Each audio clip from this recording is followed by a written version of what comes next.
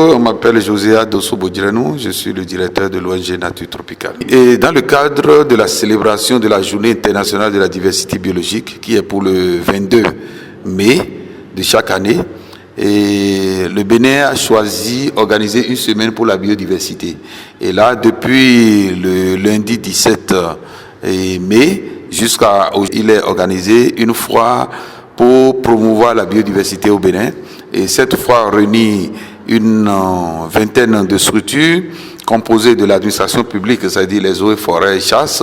et les services qui s'occupent de la gestion des eaux, des aires protégées dans notre pays. Nous avons des tradithérapeutes qui ont exposé des produits provenant de la biodiversité des plantes locales pour la médecine, mais aussi il y a des ONG qui font des actions de conservation et de la protection des habitats ou des espèces dans notre pays. Ces ONG ont présenté les résultats de leurs travaux, les activités sur le terrain, mais aussi il y a des ONG qui font la transformation des produits agricoles, la transformation des produits provenant de nos forêts. Et tout cela est utilisé pour sensibiliser, pour montrer aux gens qu'il y a du naturel dans notre pays et comment les valoriser. Et nous, au niveau de Nature Tropicale, nous avons exposé quelques maquettes réalisées sur la base des espèces emblématiques qui existent dans notre pays, telles que les tortues marines, pour aider à sensibiliser, aider le public à connaître ces espèces et les menaces qui pèsent, et surtout quelles sont les mesures prises pour conserver ces ressources. En marge de cette semaine de la biodiversité, il y a eu des activités de communication scientifique, des activités de plantation des arbres indigènes et dans certaines forêts ou sur certains sites emblématiques, mais aussi c'est qu'on a profité de cette semaine pour la remise officielle des maquettes de l'hippopotame sacré aux ayants droit, c'est-à-dire en septembre 2019, il y a l'hippopotame sacré du lac Aimé qui est mort naturellement à 53 ans, et la dépouille de l'hippopotame a été confiée à Nature Tropicale pour voir les possibilités de récupération, les possibilités de réalisation des maquettes ou de la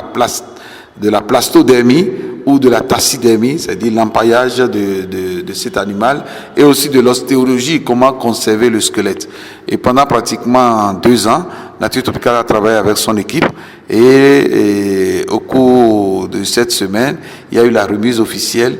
des produits provenant de la dépouille de l'hippopotame aux ayants droit. Nous avons la commune de Bopa qui a reçu une maquette géante de l'hippopotame entier, et cette maquette sera exposée certainement dans un musée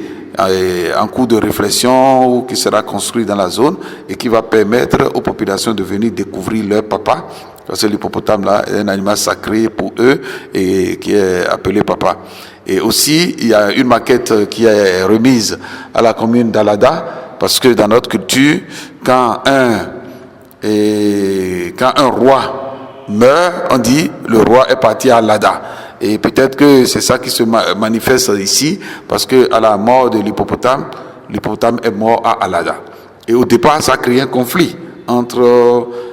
Alada et Bopa, parce que qui va avoir la paternité des produits. Et finalement, l'administration a pu réussir à départager, et chaque commune recevra ou a reçu un des produits. Et là, Alada aussi a reçu une maquette entière et qui sera exposée dans un musée à Alada pour l'écotourisme, mais aussi pour l'éducation et autres dans la zone.